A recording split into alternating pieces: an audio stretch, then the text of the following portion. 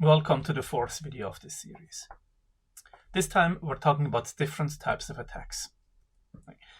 There are different types of cyber attacks. Most of them are automated and wider spread, with relatively simple ways to defend against.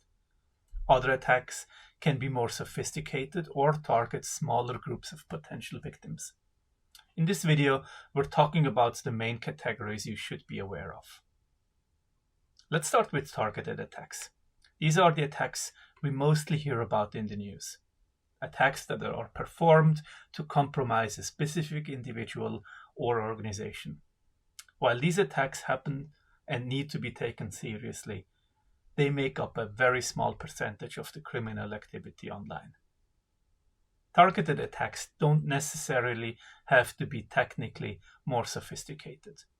One of their main traits is that they are aimed at a more clearly defined group of victims, and for the attacker this means that they can use an approach that is more tailored to the victim they have laid eyes on. This often leads to a higher success rate for an attack to be successful.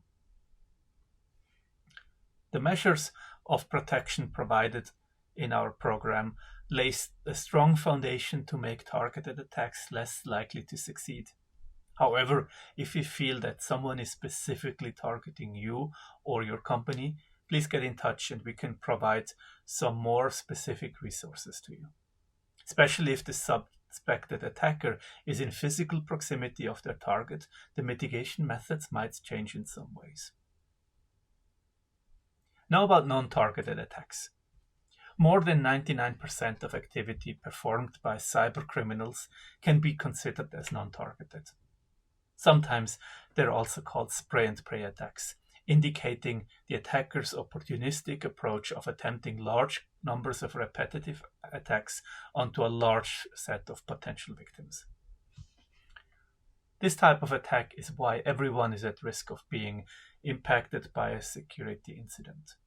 They are cheap to perform on a broad number of accounts or systems. For the attacker, the economic viability comes from reaching a large enough set of targets and come out with a percentage of these attacks being successful. The cheaper the attack is, the smaller that percentage can be. It's important not to underestimate the sophistication of these attacks. These attackers count on the general lower utilization of commonly available protection mechanisms such as two-factor authentication, strong passwords, and malware detection tools. Now let's go into a specific attack that most or all of you have heard of, phishing. Phishing attacks are simultaneously the most known and underrated type of online attack. A phishing attack describes the attempt of an attacker to gain access to information required to access someone else's account. Most of us have seen these types of attacks in the form of an email impersonating a person or company we know and linking us to a malicious page where we're expected to enter a username and a password and potentially other information. While this attack method has a bad reputation of using emails with spelling mistakes and other easy-to-spot signals, it is still one of the most effective tools attackers use. It is assumed that more than 80% of successful cyber attacks include some elements of phishing. And then we have ransomware attacks. Ransom-type attacks are when part of the victim's data or all of their data has been made unavailable or unusable for them by the attacker, usually using malicious software and requesting to pay in order to regain access to the data held at ransom. These types of attacks have grown in volume in recent years. In 2023, the total amount of ransom paid out exceeded the $1 billion mark for the first time.